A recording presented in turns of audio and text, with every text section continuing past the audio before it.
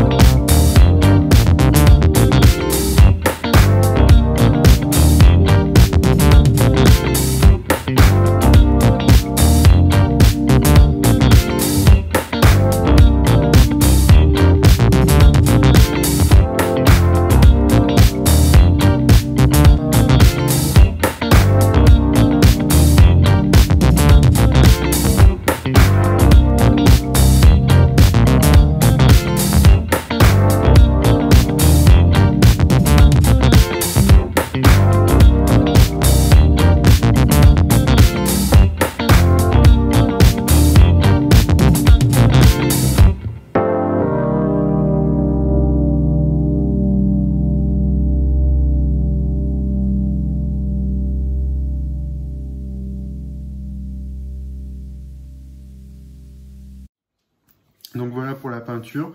Alors du coup j'avais des petits commentaires à faire. Donc déjà sur la peinture que j'ai utilisée pour peindre le cadre. Alors c'est celle-ci, voilà.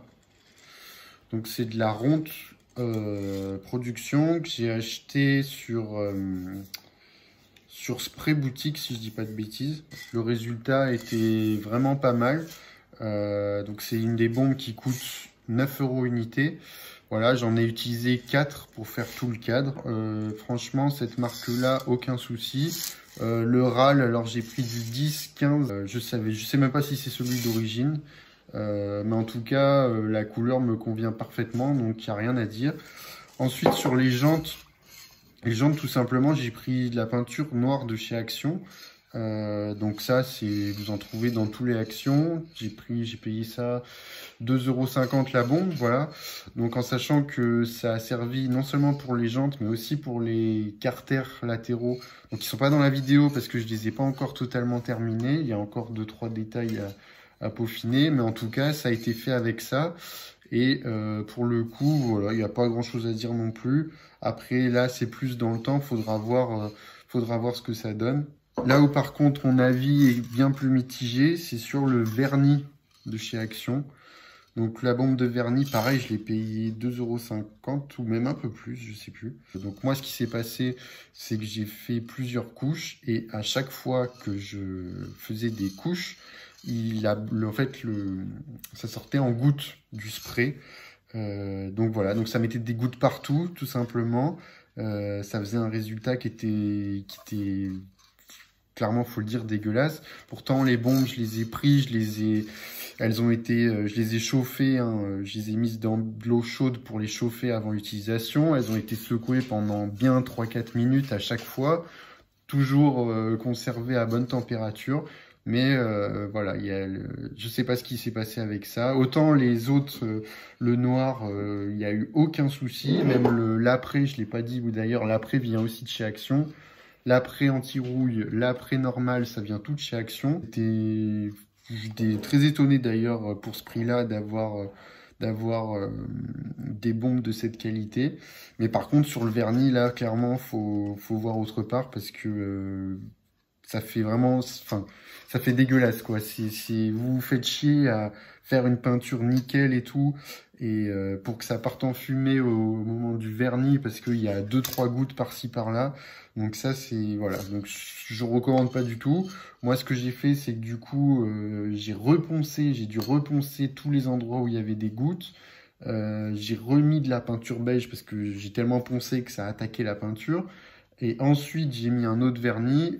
J'ai mis du vernis de chez...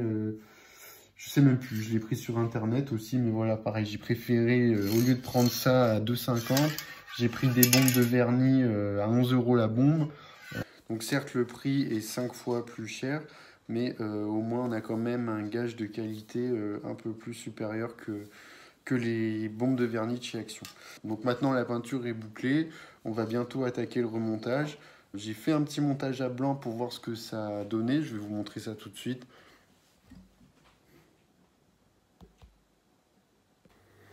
Hop, donc voilà la bête. Donc là c'est vraiment un montage à blanc hein, pour voir un peu grossièrement l'aspect qu'elle pourra avoir à la fin. Là il n'y a pas la roue avant, mais j'ai monté la roue avant, je vais vous mettre une photo. Voilà l'avant. Ça change de ce qu'il y avait d'origine. Voilà. Donc là on voit pas trop parce qu'il n'y a pas trop de lumière, mais bon. Le résultat final est quand même assez satisfaisant. Surtout quand on voit de quoi on part.